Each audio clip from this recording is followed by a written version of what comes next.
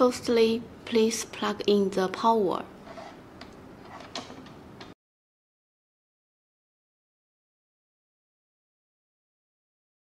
And then please plug in the LAN cable.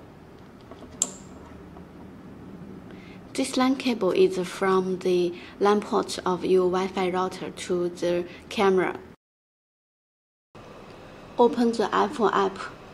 Click Add Device.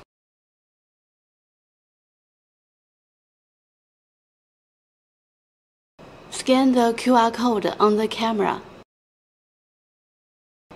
Click Add it to connect the camera.